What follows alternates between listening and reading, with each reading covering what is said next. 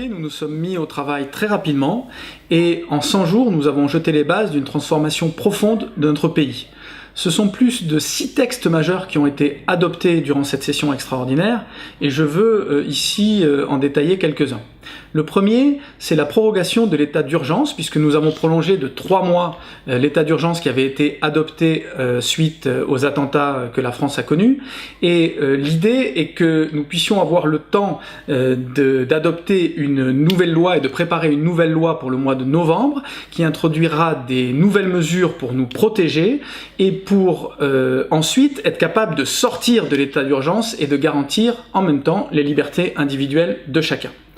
Il y a bien sûr eu la loi d'habilitation pour réformer par ordonnance le Code du travail. Et là, l'idée, c'était de respecter nos promesses de campagne, d'aller vite pour que les mesures que nous prenons puissent se voir dès 2018 et de donner un cadre et de laisser la place à la concertation entre la ministre du Travail durant le mois de juillet et d'août et les différents syndicats. Dans les jours qui ont précédé cette vidéo, les ordonnances sont sorties et nous avons vu que l'idée était une simplification de notre code du travail, une priorité donnée au dialogue social dans l'entreprise et puis aussi de nouveaux droits pour les salariés. Alors, vous l'avez vu, la négociation est facilitée, elle est rendue possible dans les entreprises, en particulier de moins de 20 salariés, où un accord pourra être discuté avec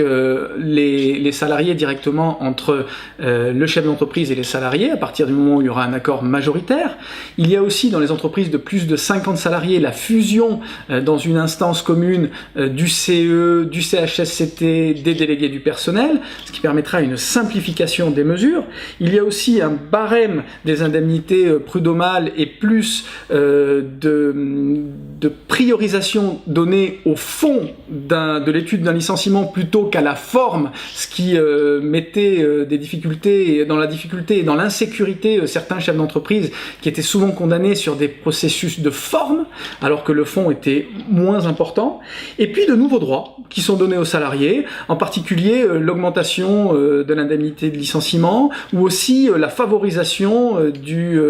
travail à distance, du télétravail, qui est une demande forte aujourd'hui des salariés et qui est une adaptation un peu au XXIe siècle en fait, à ce que demandent les salariés, et puis de nouveaux moyens mis dans la formation pour les représentants des syndicats. Et puis, nous avons étudié durant le mois de juillet la loi de moralisation qui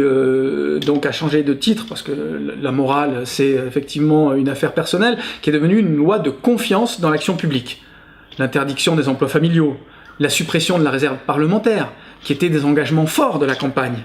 la transparence, la mise en place de justificatifs et de contrôles sur les frais de mandat, la nécessité d'un casier judiciaire vierge sur les peines relevant de la probité et de la discrimination pour pouvoir se présenter à une élection,